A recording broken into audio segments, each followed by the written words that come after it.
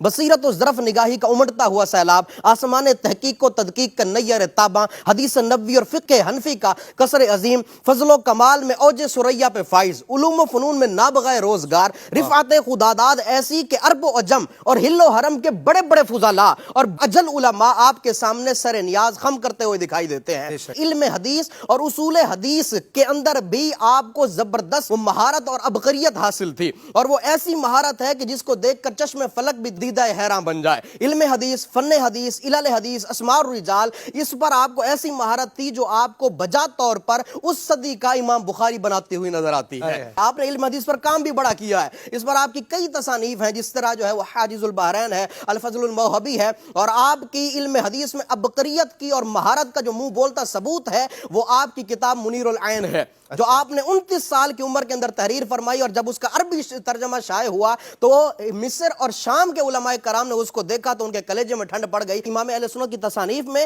جہاں احادیث کا سمندر موجزن نظر آتا ہے، وہیں پر احادیث کی معرفت، ان کی صحت و عدم صحت، ذوف، سقم، حسن و غیر حسن، اور اس کے علاوہ جو بھی کون سی حدیث درست ہے کون سی حدیث درست نہیں ہے، اس پر بھی نفیس اور مارکۃ الاراء ابحاث نظر آتی ہیں، جن کو دیکھ کر کہنا پڑتا ہے کہ اگر ان ابحاث کو امام بخاری اور امام مسلم دیکھ لیتے تو ان کی آنکھیں ٹھنڈی ہو جاتی۔ کئی احادیث کو ذکر کرنا، پھر ان کے حوالہ جات بتانا، کون سی کتاب میں حدیث کیسے موجود ہے اس کا تذکرہ کرنا، کون سی کتاب میں کون سا راوی ہے اس کو واضح کرنا، اور کون سے محدث نے اس کو ضعیف کہا ہے اس کی نشاندہی کرنا، کون سے مصنف نے اس کو درست کہا ہے، اور یہ سارا کچھ بتانے کے بعد جب علماء کرام جا کر دیکھتے تقریب تہذیب، وہاں پر ویسے کے ویسے الفاظ موجود ہوتے، اور کہیں اجمالاً اس کا تذکرہ کرنا اور کہیں تفصیل سے اس کی گتھیاں سلجھانا، اور کمال یہ ہے کہ یہ تب ہو رہا ہے جب آپ فقہی سوالوں کے جوابات دے رہے ہیں۔ اندازہ لگائیں اگر آپ علم حدیث پر قلم اٹھاتے تو پتہ نہیں کیا سے کیا کر دیتے۔ علم حدیث پر آپ نے کمال کا خطبہ لکھا، وہ خطبہ ہی ایسا خطبہ ہے کہ جس کو پڑھ کر علماء حیران رہ جاتے ہیں۔ اس میں آپ نے علم حدیث کی 80 اصطلاحات کا ذکر فرمایا ہے۔ عام بندہ اس کے خطبے کے اندر 80 اصطلاحات کا تذکرہ کرنا یہ ہر بندے کے وس کا روگ نہیں ہے۔ آپ اس خطبے کے اندر کیا فرماتے ہیں؟ آپ فرماتے ہیں الحمدللہ المسلسل احسانہ المتصل انعامہ غیر منقطع ولا مقطوع فضلہ و اکرامہ وذکرہ سند من لا سند له واسمه احد من لا احد له وافضل الصلوات العوالي المنزول واكمل السلام المتواتر الموصول على اجل مرسل كشاف كل معضل العزيز الاعز المعز الحبيب الفرد في وصل كل غريب فضله الحسن مشهور مستفيد وبالاستناد اليه يعود صحيحا كل مريد قد جاء جوده المزيد في متصل الاسانيد بل كل فضل اليه مسند عنه يروى واليه يرد فسموت فضائله العليا مسلسلات بالاوليه وكل در جيد من بحره مستخرج وكل مدر جود في ساعليه مدرج فهو المخرج من كل حرج وهو الجامع وله الجوامع علمه مرفوع وحديثه مسموع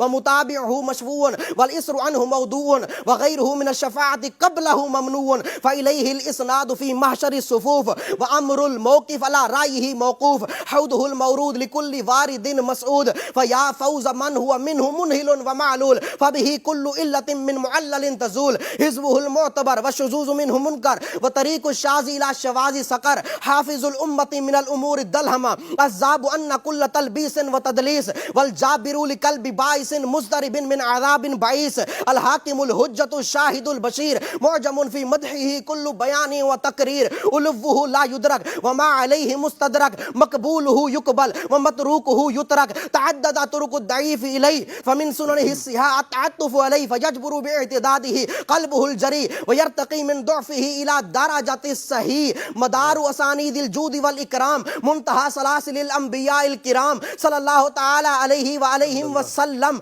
ملء آفاق السماء وأطراف العالم وعلى آله وصحبه وكل صالح من رجاله وحزبه رواة علمه ودعاة شرعه ووعاة أدبه وعلى كل من له وجادة ومناولة من أفضاله الواصلة الدارة المتواصلة بحسن ضبط محفوظ النظام من دون وهم ولا إيهام ولا اختلاط بالأعداء الليام ما روي خبر وهو إجازة وغلب حقيقة الكلام مجازة آمین اما بعد۔ اور 80 اصطلاحات کا تذکرہ فرمایا۔ آپ فرماتے ہیں حدیث، خبر، تقریر، مسموع، سند، اسناد، طریق، متواتر، مشہور، مستفیض، عزیز، غریب، فرد، احد، مقبول، مردود، صحیح، متصل، موصول، وصل، متصل الاسانید، معلل، علت، شاذ، شذوذ، ضبط، حسن، ضعیف، اعتداد، محفوظ، منکر، متابع، شاہد، معتبر، مرسل، معدل، منقطع، مدلس، متروک موضوع معلول مضطرب مدرج مزید فی متصل الاسانید اختلاط وہم مرفوع مقطوع موقوف